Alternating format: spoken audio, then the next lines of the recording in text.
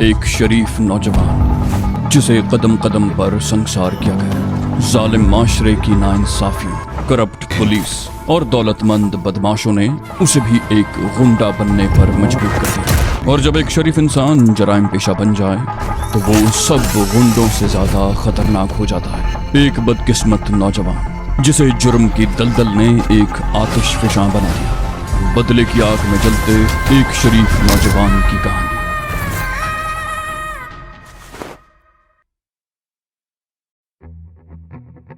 شفاعت علی کا بیٹا شارق 12 سال کا ہو چکا تھا۔ وہ سرخ و سفید رنگ کا گول مٹول پیارا سا بچہ تھا۔ وجاہت کے ساتھ خدا نے اسے ذہانت بھی خوب دی تھی۔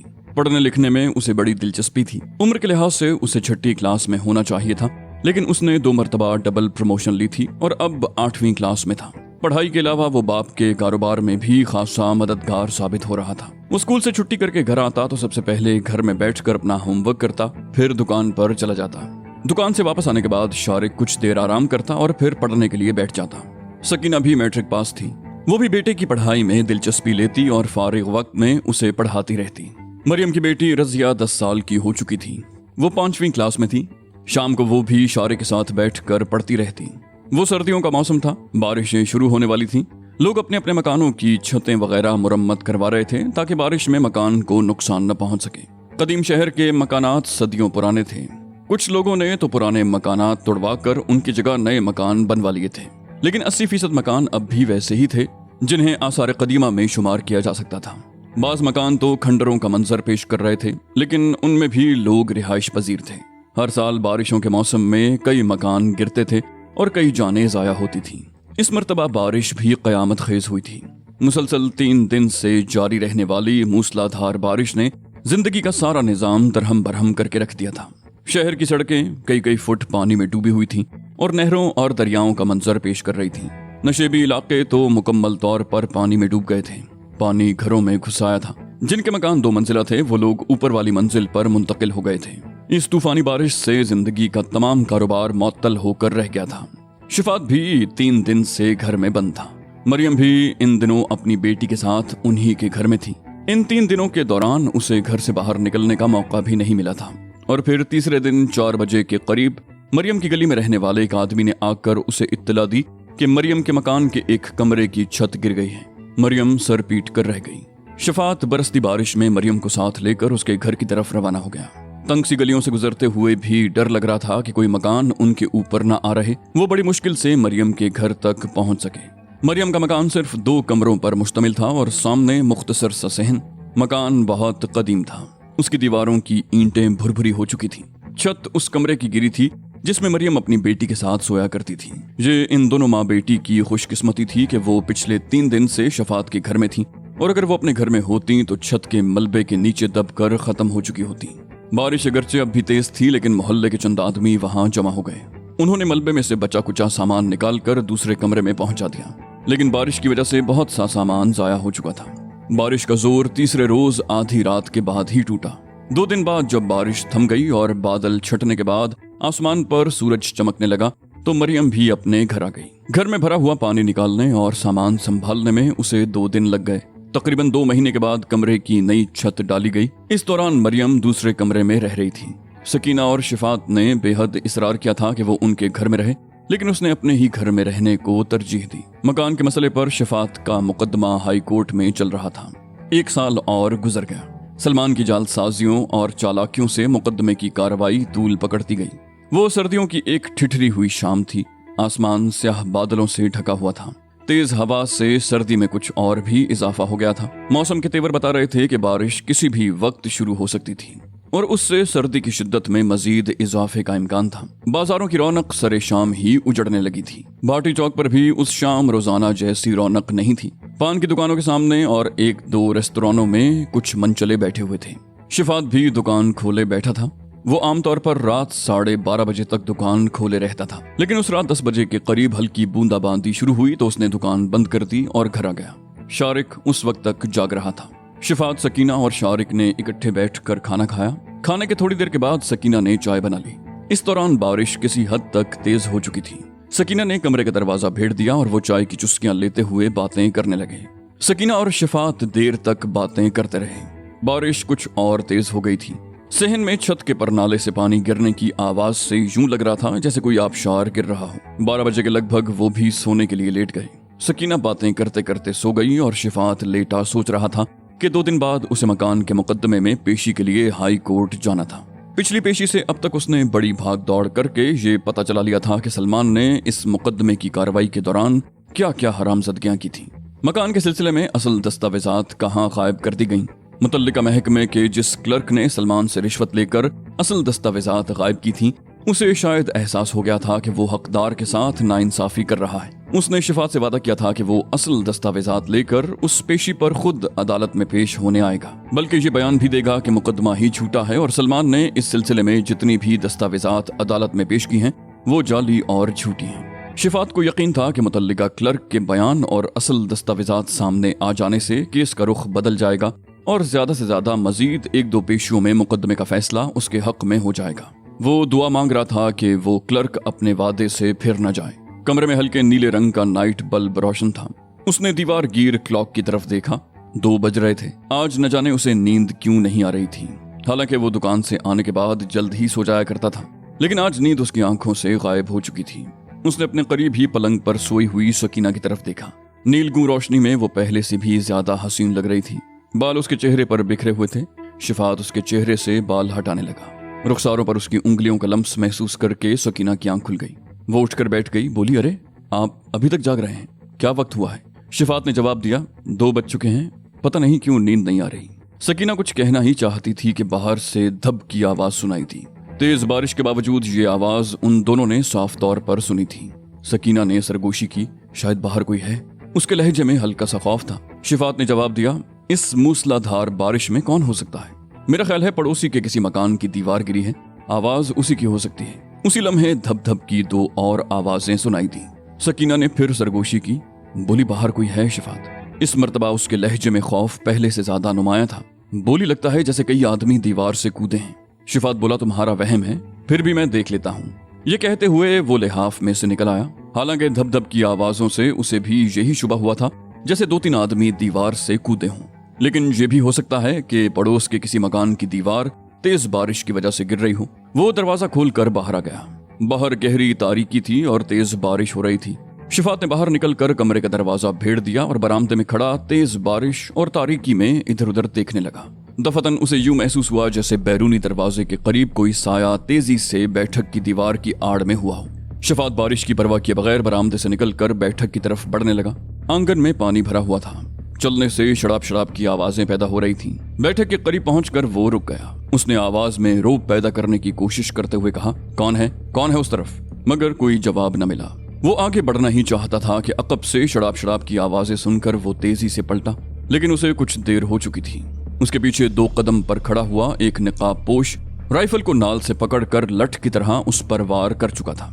शिफात अगर न मुड़ता तो ये वार उसके सर पर पड़ता, लेकिन अब राइफल का बट किसी हथौड़े की तरह उसके दाएं कंधे पर लगा। वो चीखता हुआ लड़खड़ा कर पीछे हटा। उसी लम्हे एक और साया दीवार की आड़ से निकलकर सामने आ गया। उसके हाथ में खंजर था। उसने खंजर का भरपूर वार किया। खंजर दस्ते तक शिफात के शाने में पैवस्त हो गया। उसके मुंह से निकलने वाली दूसरी चीख पहली से ज्यादा खौफनाक थी। उसी लम्हे बादल गरजे। उसकी चीख बारिश और बादलों की गरज में दब गई। लेकिन कमरे में पलंग पर लेटी हुई सकीना ने शौहर के चीखने की आवाज सुन ली। वो उठकर नंगे पैर कमरे से बाहर आई और बैठक के करीब 2 स्याहपोशों को अपने शौहर पर हमला करते देखकर चीखी और उसी तरफ दौड़ी। अभी वो करीब पहुंची ही थी कि एक और स्याहपोश बैठक की दीवार की आड़ से निकल आया। उसके हाथ में भी खंजर था। उसने सकीना पर खंजर से हमला कर दिया। खंजर सकीना के पहलू में लगा। उसके मुंह से चीख निकल गई, लेकिन जख्मी होने के बावजूद वो अपने शौहर को बचाने के लिए आगे दौड़ी। हमलावर दोबारा उस तरफ लपका।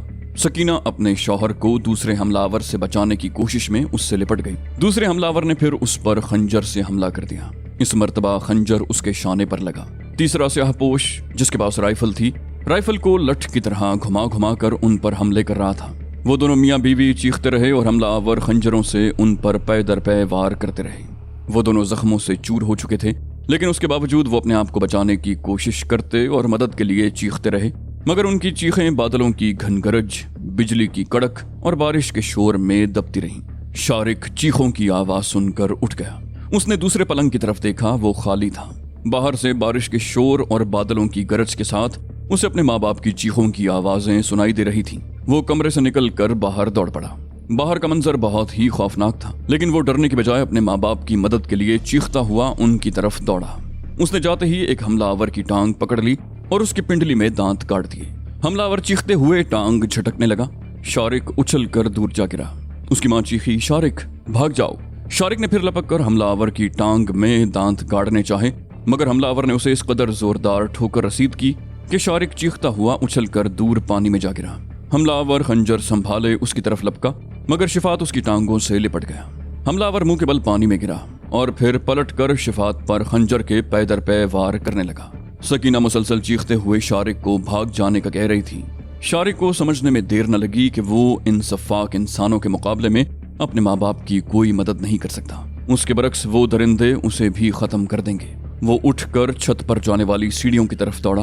बारिश कुछ और तेज हो गई थी, जैसे आसमान के सारे बंद टूट गए हों। बिजली भी इस तरह कड़क और चमक रही थी जैसे आज के बाद उसे फिर कभी मौका नहीं मिलेगा।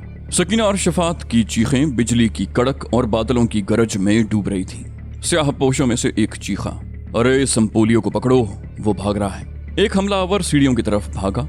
शारिक आखिरी सीढ़ी पर पहुंचकर रुक गया और स्याह पोश की तरफ देखने लगा, जो एक हाथ में खंजर पकड़े तेजी से सीढ़ियों पर चढ़ रहा था। सीढ़ी ज्यादा चौड़ी नहीं थी।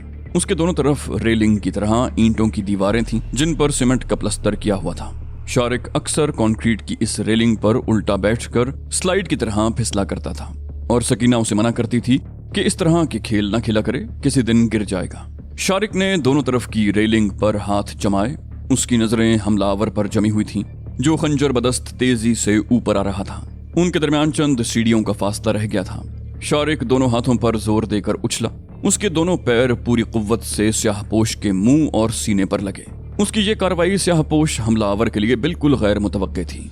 उसके मुंह से चीख निकली। वो अपना तवाजुन बरकरार न रख सका और सीढ़ियों पर लुढ़कता हुआ नीचे जा रहा। शारिक संभल कर छत की तरफ दौड़ा। छत पर अगरचे 2 कमरे थे, लेकिन उसे यकीन था कि ये सफाक दरिंदे उसे उन कमरों से ढूंढ निकालेंगे। वो मुतवहश निगाहों से इधर उधर देखने लगा और फिर दौड़कर पिछली तरफ से ममटी पर चढ़कर सीने के बल लेट गया। सीढ़ियों पर लुढ़कने वाला हमलावर संभल कर दोबारा सीढ़ियां चढ़ने लगा।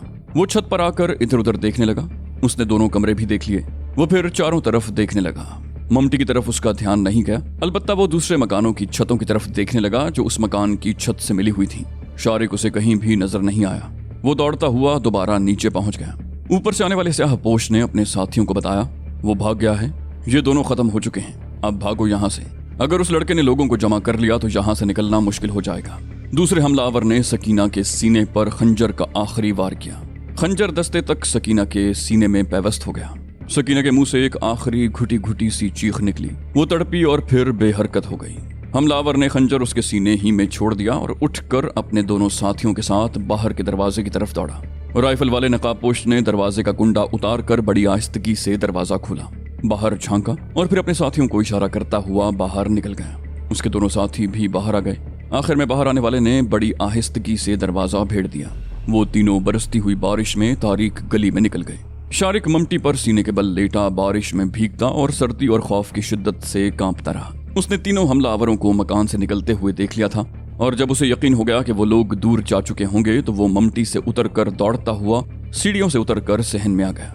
पहले वो बाप के पास घुटनों के बल बैठ गया। शिफात खत्म हो चुका था। उसके जिस्म पर लातादाद जख्म थे, जिनसे बहने वाला खून सहन में जमा पानी में शामिल हो रहा था। वो चीखता हुआ माँ की तरफ दौड़ा। सकीना के सीने में खंजर पैवस्त था।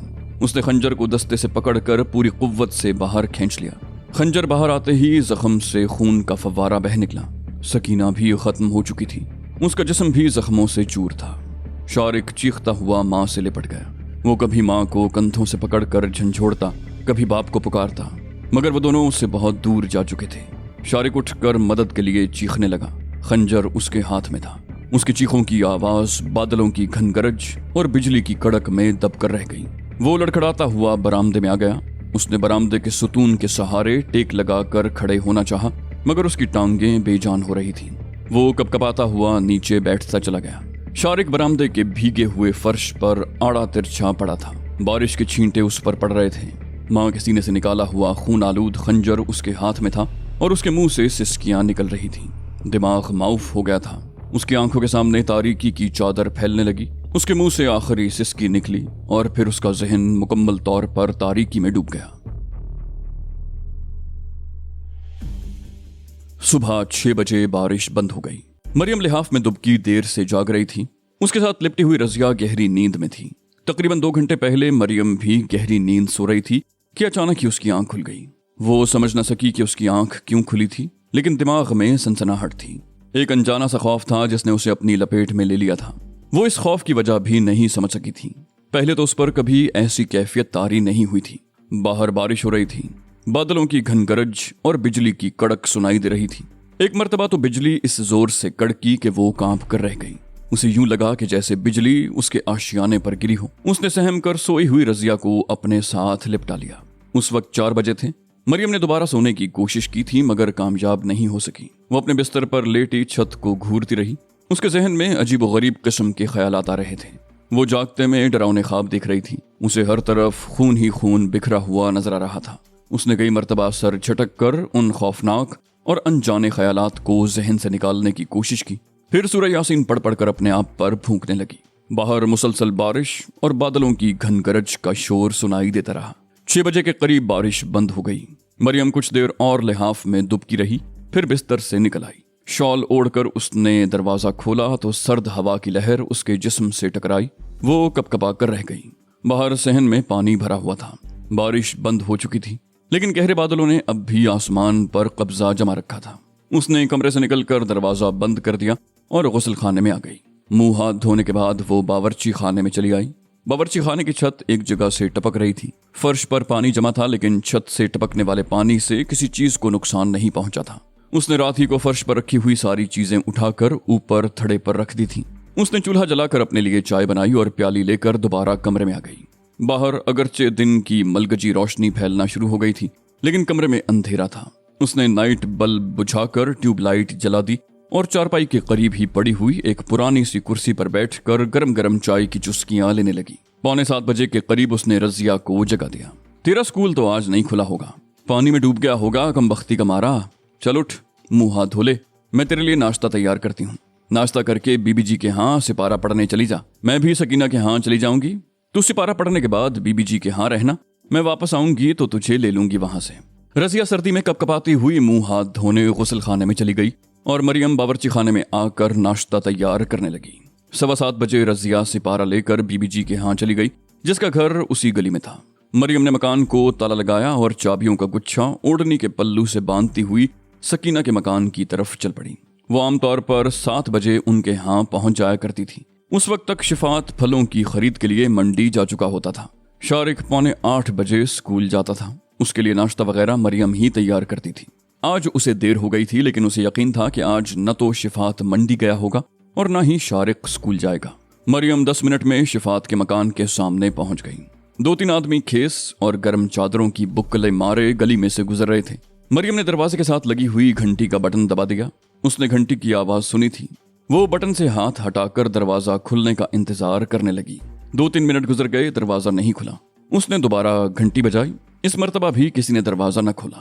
تیسری مرتبہ گھنٹی بجانے پر دروازہ نہیں کھلا تو اس نے دروازہ کھٹکھٹانے کے لیے زور سے ہاتھ مارا۔